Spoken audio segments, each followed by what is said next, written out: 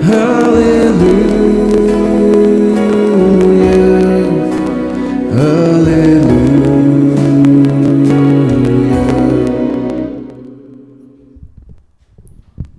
Lord be with you. And with your spirit. Reading from the Holy Gospel according to Luke. Glory to you, O Lord. Two of the disciples of Jesus were on their way to a village called Emmaus, 7 miles from Jerusalem, and they were talking together about all that had happened. Now as they talked this over, Jesus himself came up and walked by their side. But something prevented them from recognizing him. He said to them, "What matters are you discussing as you walk along?" They stopped short, their faces downcast. Then one of them, called Cleopas, answered him, "You must be the only person staying in Jerusalem who does not know the things that have been happening there these last few days." "What things?" he asked. "All about Jesus of Nazareth," they answered, "who proved he was a great prophet by the things he said and did in the sight of God and the whole people. And how our chief priest and our leaders handed him over to be sentenced to death and had him crucified. Our own hope had been that he would be the one to set Israel free. And this is not all. 2 whole days have gone by since it all happened, and some women from our group have astounded us.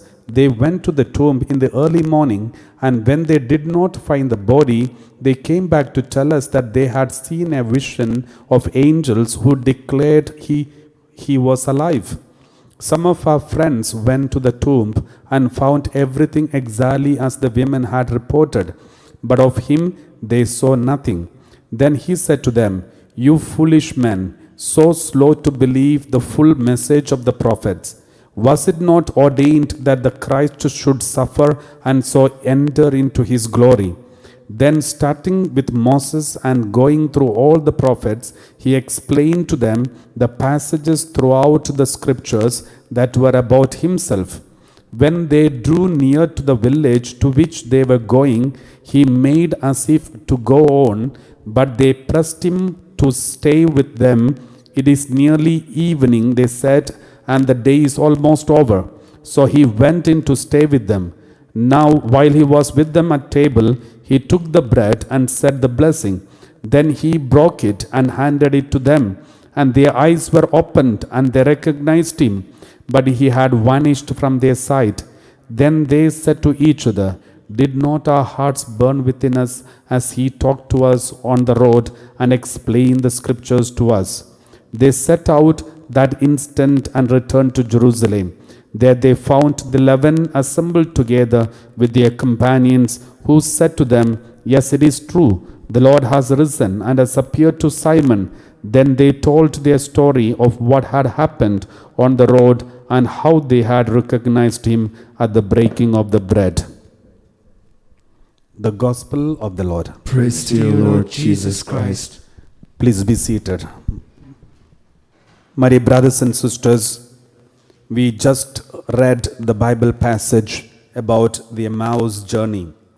The disciples, 2 disciples going to Emmaus, who were supposed to be in Jerusalem, but they left Jerusalem because they were hopeless. And one of them was Cleopas. He was uncle of Jesus. Because we read like this in Gospel of John chapter 19, verse 25. We read like this.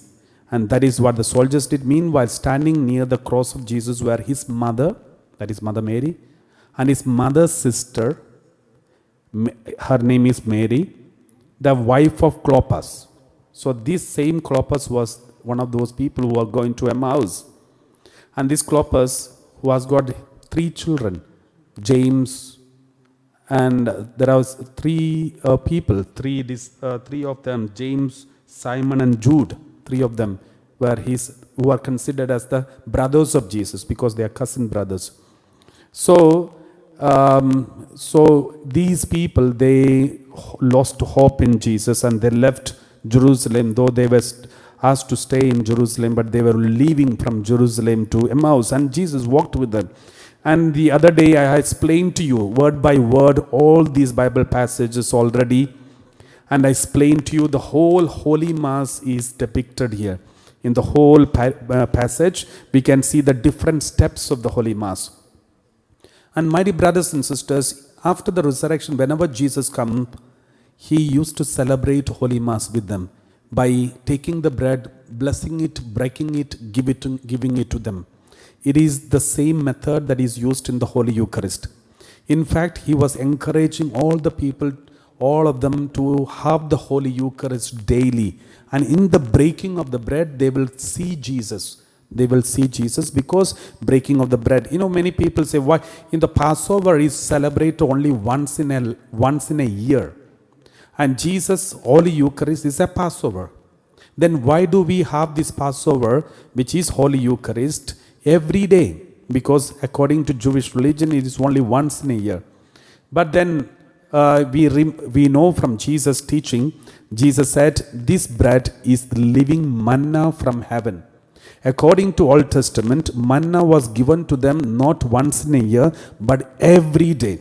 And they were supposed to take this heavenly sacrament, heavenly bread every day. And that is why we have Holy Eucharist every day. We need this manna to survive here, to reach the heavenly Jerusalem. Now, before I continue speaking about this, I would like to speak to you about one person who is from South India, Kerala, and her name is Ajna George. She was only 27 years when she died in this year, January 21st. She died 2022, January 21st.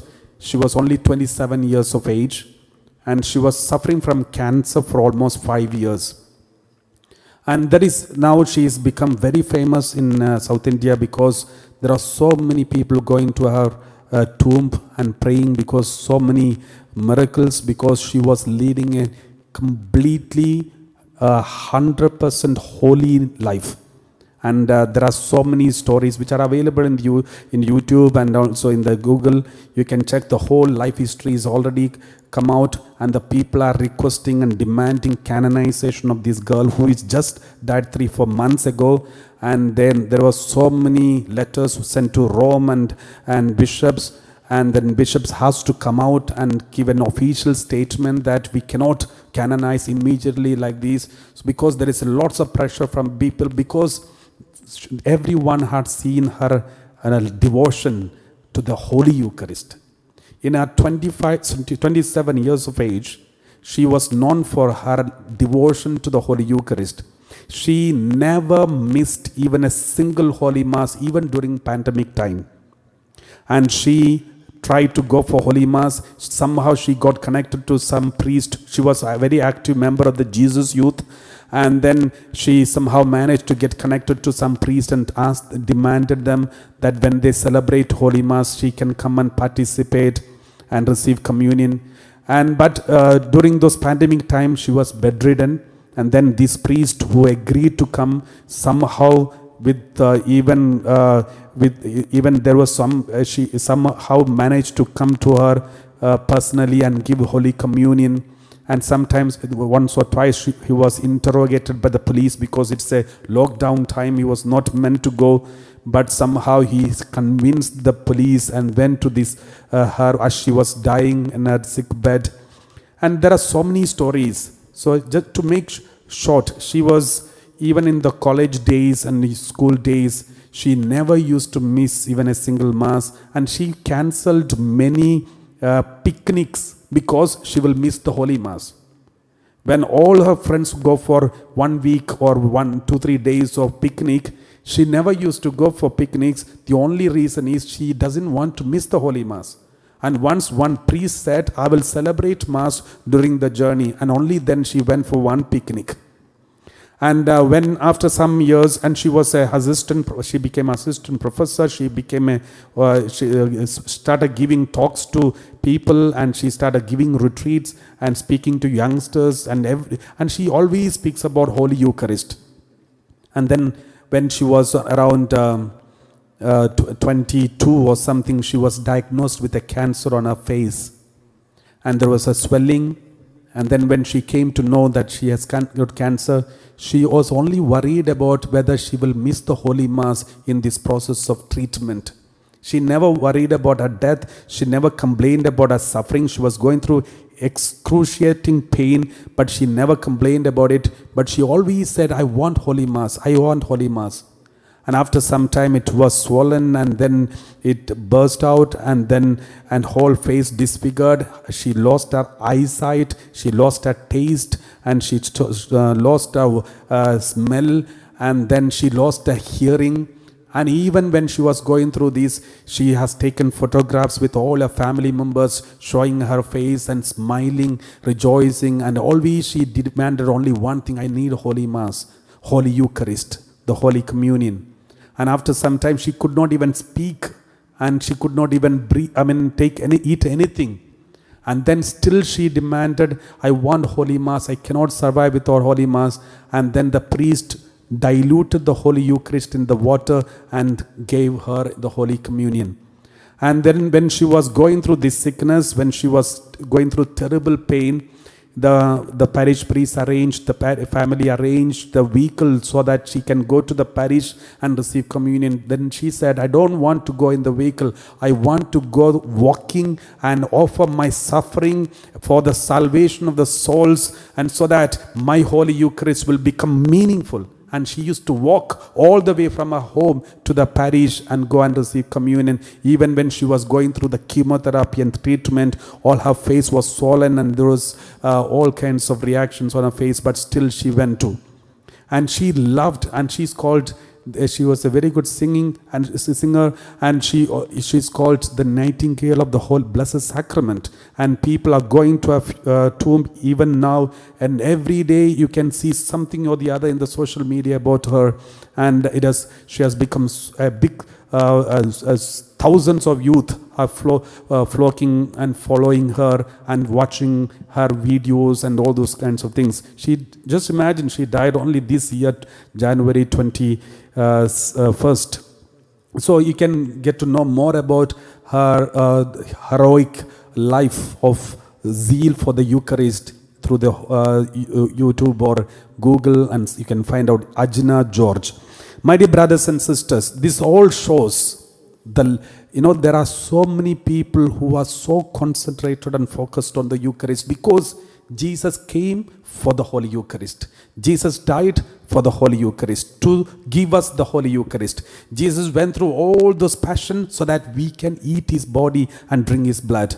Jesus, the whole salvation history is focused on the Holy Eucharist. If there is no Holy Eucharist, there is no priesthood, no Christianity, nothing. We are all gone. And all our faith is in vain. Everything that we believe is useless if there is no Holy Eucharist.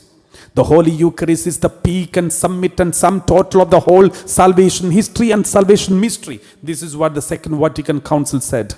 Peak and summit and sum total of the whole salvation history is Holy Eucharist. We should thirst, and we should thirst for it. And we should never miss one Holy Mass. Even if, there are people, so many people, even though that they are staying next to the church, they miss Holy Mass. They avoid Holy Mass. They don't receive Holy Communion because they don't value it.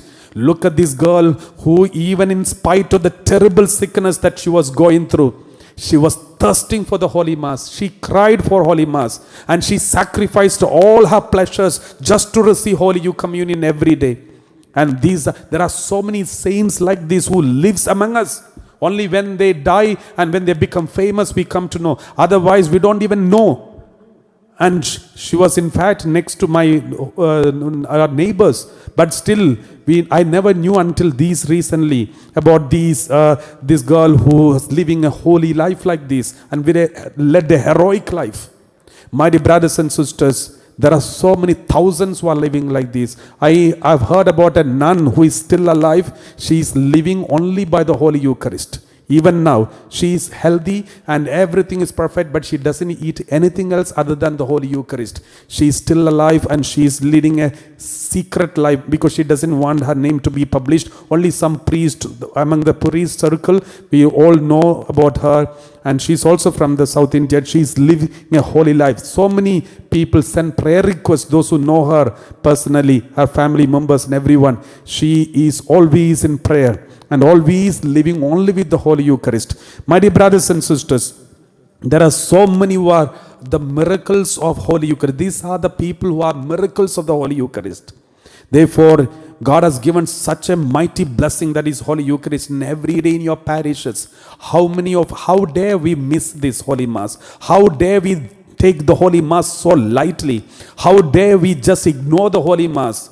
And this is something that we all need to reflect and examine our conscience. We will have to give an account in front of God for these moments of ignorance and rejection that we do and give to the Holy Eucharist. Therefore, my dear brothers and sisters, on this day, as we remember the Emmaus journey, where disciples on the way, they met Jesus and Jesus reminded them, ended up in the Holy Mass, and then their eyes were opened and they returned to their original house, that is Jerusalem.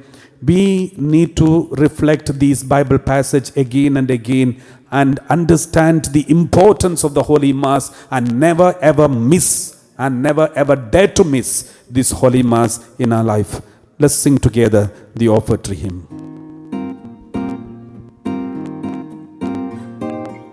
Let's just see the photo of Ajna, if you can show. This is a girl who was, when she was going through this, the chemotherapy, and this is the photo.